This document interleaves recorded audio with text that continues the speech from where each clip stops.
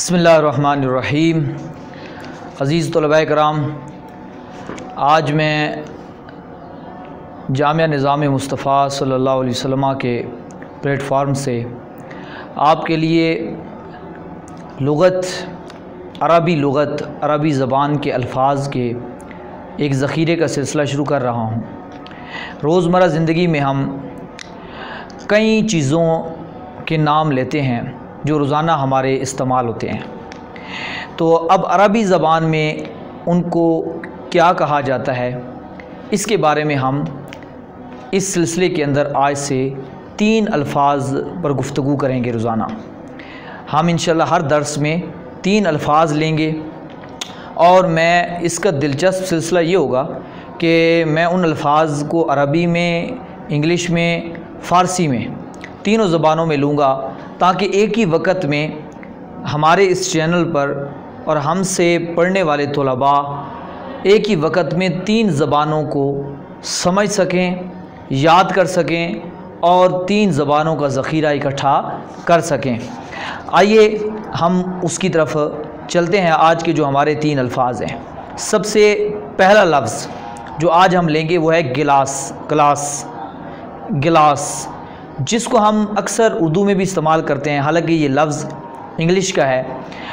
गिलास को उर्दू ज़बान में प्याला कहते हैं या जाम कहते हैं, लेकिन हमारी क्योंकि इस्तेमाल में अक्सर यही आ चुका है तो इसलिए अब इसको प्याला या जाम कहेंगे तो शायद किसी को समझ ना आए, लेकिन आज मैंने आपको समझा दिया है इसको उर्दू ज़बान में। अब अरबी ज़बान में इसको क्या कहते हैं? अरबी ज़बान में इसको कासुन कहते हैं, यानी कासुन या अल कासो, इसका माना है प्याला, जाम। और फ़ारसी में इसके लिए लफ्ज़ इस्तेमाल होता है लीवान, इसके लफ्ज़ इस्तेमाल होता है लीवान। और जाम भी फ़ारसी में इसको कहते हैं, यानी उर्दू ज़बान आपको पता है मुख्तलिफ़ ज़बानों का मजमूआ है, तो इस बुनियाद पर जाम जो है उर्दू ज़बान में फ़ारसी से हासिल किया गया है। तो जाम, लीवान, ये दोनों फ़ारसी में गिलास के लिए इस्तेमाल होते हैं। और आपको पता है जामे शीशा अगर कहेंगे तो शीशे का गिलास, फ़ारसी में भी शीशे को शीशा कहते हैं और उर्दू में भी शीशा कहते हैं, तो उसके लिए आप जामे शीशा, शीशे का गिलास। जामे गिल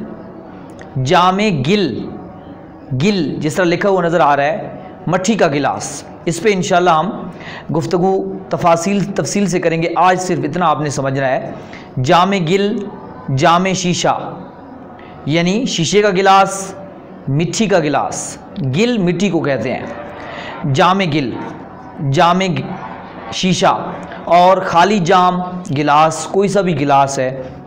और आप इसको फ़ारसी में, अरबी ज़बान में कास कहेंगे। दूसरा हमारा लफ्ज़ है आज का जग, इसको आप अरबी ज़बान में इब्रीक कहते हैं,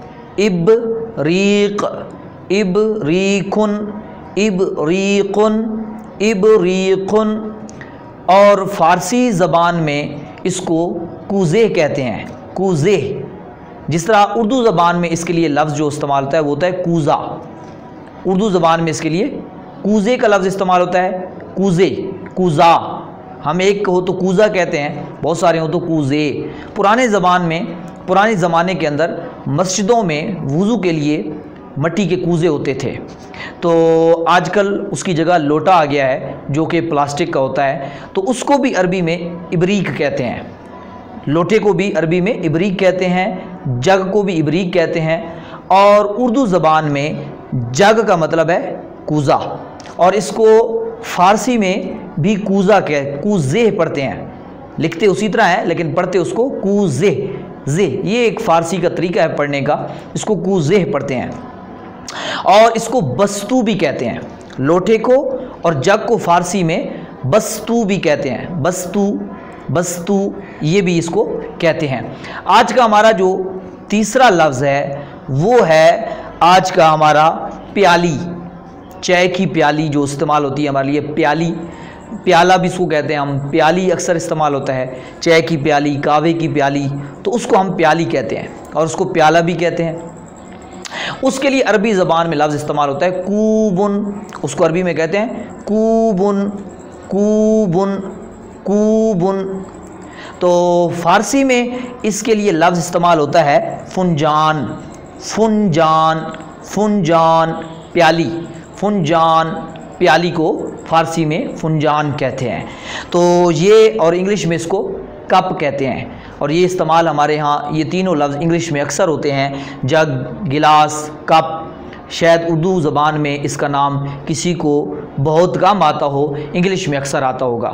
تو آج ہم نے ان تین لفظوں کی انگلش، فارسی اور عربی زبان کے اندر ان کے نام سیکھے، الفاظ سیکھے، تو ان الفاظ کا آپ استعمال کریں۔